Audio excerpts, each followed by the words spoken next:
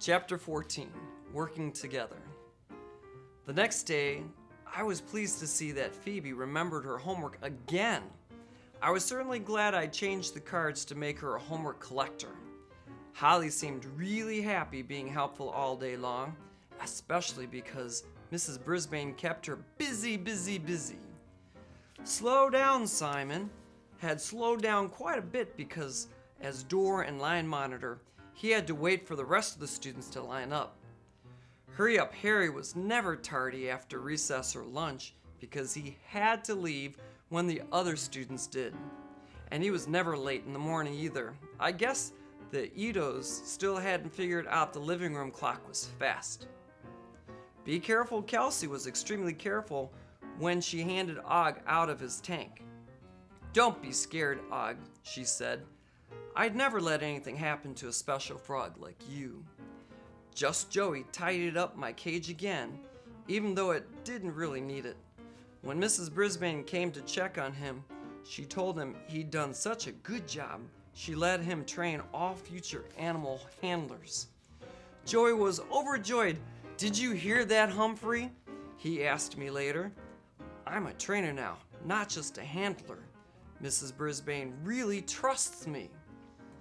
I could see Joey's job was doing him a lot of good. In fact, all of Brisbane's buddies seemed happy with their jobs, except two of them. Tall Paul and Small Paul had worked together to clear the bulletin board, but they still hadn't put anything up there. Mrs. Brisbane had taken out boxes full of art supplies and paper, maps, and posters, but they just couldn't seem to agree on what to put up. Small Paul wanted to make the theme about autumn. Tall Paul wanted to make the theme about animals. Then Small Paul wanted the bulletin board to be about airplanes, and Tall Paul wanted it to be about cars. How about airplanes and cars? Transportation, Mrs. Brisbane suggested. The Pauls didn't think those went together. I thought that the two Pauls didn't go together.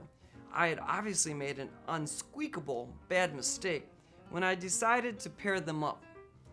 Mrs. Brisbane, I don't think Paul G and I make very good Brisbane buddies. Small Paul told Mrs. Brisbane after lunch on Tuesday, maybe you should switch us with somebody else. You have to learn to work with people who aren't like you, the teacher explained. You'll have to do it many times in your life. Small Paul looked miserable. He won't even try. And what about you? Are you trying? Mrs. Brisbane asked. Small Paul didn't answer. You can do it, Paul, I squeaked from my cage. Og tried to be encouraging too. Boing, boing, he twanged. Mrs. Brisbane looked over at us. Look at those two. Can you think of two animals who are less alike than Og and Humphrey? That's right. He's an amphibian, and I'm a mammal, I agreed. And yet they share that table and actually seem to enjoy each other's company. Mrs. Brisbane continued. He's cold-blooded, and I'm warm-blooded, I added. So I think two boys who are the same age and in the same class and both like things like planes and cars can learn to work together. Don't you? Mrs. Brisbane certainly made sense to me. I guess, Paul said. He didn't sound convinced, though. So give it another try, Mrs. Brisbane told him. For Humphrey and Og, okay? I crossed my toes and hoped they'd try. They did have a chance to work together later in the day, but they didn't talk at all. They just stared down at the box of supplies. Something I hadn't planned for happened next. Mrs. Brisbane asked Holly to return some playground equipment to Mrs. Wright. There were several bats and a box of balls. Helpful Holly had little trouble carrying them all at one time. The bats crashed to the ground, the box tipped over, and the balls bounced all over the floor. She picked them up and admitted she needed some help. Would you like to ask someone else to help? Mrs. Brisbane asked. Holly looked around the room, and I almost fell off my tree branch when she picked Rolling Rosie. The smile on Rosie's face told me she was pleasantly surprised. "I can carry the box on my lap," Rosie suggested. "You can take the bats." "Good idea," said Holly. After they had left, Mrs. Brisbane told the rest of the class, "That's what I like to see in my classroom, working together. That's why I came up with Brisbane's Buddies." Small Paul glanced at Tall Paul when he heard those words. I couldn't hear him, but he said something to Tall Paul, who nodded. Soon they were actually talking as they pulled things out of the box. A little later, Small Paul asked Mrs. Brisbane, "Could we borrow your pictures of the kids in the class and go to the library? We need to scan them into the computer." She was surprised, but of course she said yes and wrote a note to Mr. Fitch, the librarian. The Pauls were both smiling when they came back. After school, Mrs. Brisbane seemed unspeakably pleased with herself. Just before she left, she came over to our table to say goodbye. "Brisbane Buddies seems to be working out," she said, "even though I'm still not sure how those cards got switched around. Did Aldo do it?" She laughed. "You wouldn't tell on him if he did," which was true. The next morning, Small Paul and Tall Paul together asked Mrs. Brisbane if they could put up their bulletin board during recess. "Yes," she said, "I just hope Mrs. Wright doesn't find out. She wants all students to get fresh air." Tall Paul laughed, ran over to the window, opened it, and took a deep breath. "There, I've gotten my fresh air." Small Paul raced over and did the same thing. "Me too," he said. Then they returned to the bulletin board. "I made a plan," Small Paul said, showing Tall Paul a piece of paper. I was glad to hear someone else in the room. 26 made plans besides just me. Tall Paul studied it carefully. "That should work," he said. "I guess I'll take the top part." "Okay," Small Paul replied. "I'll take the bottom." I climbed up to the tippy top of my cage to watch as the bulletin board magically came to life. Tall Paul put up letters across the top reading, "Brisbane's Buddies. We work together." Meanwhile, on the lower half of the board, Small Paul put up pictures of students Mrs. Brisbane had taken on the first day of school. The boys had enlarged them on the computer and printed them out. He put them in pairs according to their jobs.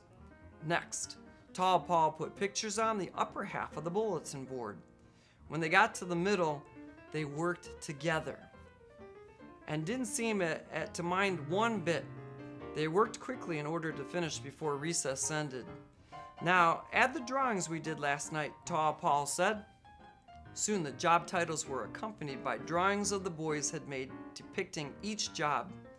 For animal handlers, there was excellent drawings of Og and me. Suddenly, I had an awful thought. They won't need 2 animal handlers if they move one of us to room 18, I told Og. Og splashed loudly in his tank. They were angry kind of splashes. By the time the other students in the room returned, the bulletin board was finished, and it looked great, great, great. All the kids seemed to enjoy having their pictures on the board. I enjoyed having mine up there too. But what I really enjoyed was seeing that my plan worked after all. Small Paul and Tall Paul walked out of the classroom together at the end of the day, talking about getting together with their planes and cars. I don't think either of them noticed that they weren't the same size. "Phew," I said when Og and I were alone again. "We did it, but it was a lot of work." "Boing, boing, boing," Og agreed. Aldo came in later and cleaned the room. "I'm glad to see that you two are still together," he said. "Richie told me that Miss Becker and she decided on what classroom pet she wanted." My tummy did a flip-flop. "Which one of us is it?" I squeaked. "She said it would be a surprise," Aldo added as he swept under our table. "She'd tell us tomorrow. Oh, and she said Mrs. Mack helped her make up her mind." My tummy did a somersault. Ms. Mack loved me, so of course she told Mrs. Becker to pick me. I still missed my old friends from last year, so why did I feel sad about leaving room 26? Aldo spent a long time in our classroom that night because he brought in stacks of extra chairs and left them in the corner. Mrs. Brisbane said she's going to need these tomorrow, he explained. Why did Mrs. Brisbane need more chairs? Was she going to get more students? If so, wouldn't she need a helpful classroom pet more than ever? Later, I made a few more notes in my notebook. Reasons I'm sad about leaving room 26. Leaving Mrs. Brisbane. Leaving Og. Leaving my new classmates just when I'm starting to like them. I opened the lock that doesn't lock and strolled over to Og's tank. Og, old friend, I think I'm going to be leaving room 26, I said, even though I don't want to. Og bounced up and down so hard I thought he'd pop the top off his tank. Boing, boing, boing. I'm sure you'll still help the students with their problems, I said, and I'll come visit you every night. Og calmed down a little then. Maybe Mrs. Brisbane will bring another pet in to keep you company. A cold-blooded animal, like you. I thought that would make him feel better, but I don't think it did. He dived into the water side of the tank, splashing furiously. I understood. I went back to my cage, but I didn't sleep much that night, my last night in room 26. Humphrey's rules of school. Work together, please.